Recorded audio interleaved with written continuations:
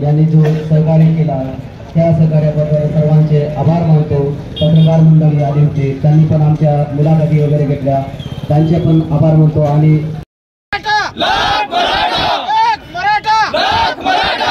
छत्रपति शिवाजी महाराज की दादा जरंगे पाटिल तुम आगे बढ़ो, हम तुम्हारे साथ हैं। दादा जरंगे पाटिल तुम आगे बढ़ो, हम तुम्हारे साथ हैं। जय भवानी, जय शिवाजी, जय भवानी, जय शिवाजी। पाटीलचे मराठा समाजाबद्दल काय भावना आहेत? सध्या मराठा समाजाला अध्यादेश पारित केला नाही, पारित करून सुद्धा तो लागू केला नाही, काय तुमच्या भावना आहेत? प्रथमतः रयतेचे राजा छत्रपती शिवाजी महाराजांना मानाचा मुजरा करतो आणि मराठ्याच्या मनावर नव्हे तर काळजावर अधिराज्य गाजवणारे मराठ्याचे संघर्ष योद्धा मनोज जरांगे पाटील यांना सुद्धा मानाचा मुजरा करतो।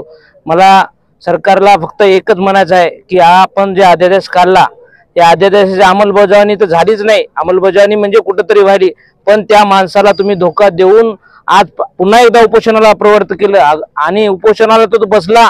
पण आज त्याची परिस्थिती अशी आहे कारण त्यानं आतापर्यंत जवळपास 25-30 उपोषण केले आणि त्याचे शरीर सुद्धा आज साथ देत नाही। पहिलं त्याने 10-15 दिवस उपोषण केलं आणि आता हे उपोषण म्हणजे हे उपोषण त्याला फार पेलवणार नाही। आज 6 ते 7 दिवस झाले त्या माणसाने अन्नत्याग केला, अन्नाचा कण सुद्धा घेतला नाही, कुठली औषधी घेतली नाही। काल त्यांना थोडीशी औषधीची गरज दिली, कसं तरी कोणातरी महाराजांनी म्हणा कोणतरी कोर्टाकडून त्यांना सांगून एक आदेश दिला की बाबा तुम्ही घ्या, पण असा माणूस पुन्हा हिरा घडणार नाही। लाख गेले तरी चालेल पण लाखाचा पोशिंदा जगला पाहिजे। मला तर या महाराष्ट्रात असं आंदोलन घडल की ते कधी न पेलणार राहील। सरकार तर पडल पण याच्यामध्ये जशी शिवाजी महाराजांनी लढाई लढली तशी मराठा समाज रस्त्यावर येऊन लढाई लढतील।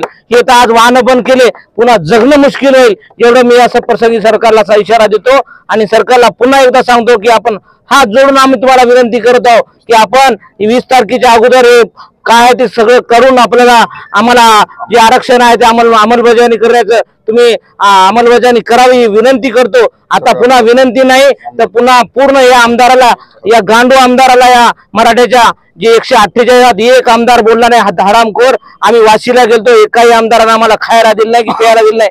फक्त एक शशिकांत शिंदे नावाचा आमदार होता आणि एक आम्ही 8 दिवस मुंबईला होतो आणि एक वीरेंद्र पवार नावाचा माणूस होता। या 2 व्यक्तीने मराठा समाजासाठी भरपूर प्रयत्न केले, बाकी एकही आमदारानं निवड फोटोशूट केला आणि आले। मला एवढं विनंती करायची आहे जेवढे आमदार असतील या तेवढे आमदाराला आपल्याला घरी बसल्याशिवाय गत्यंतर नाही।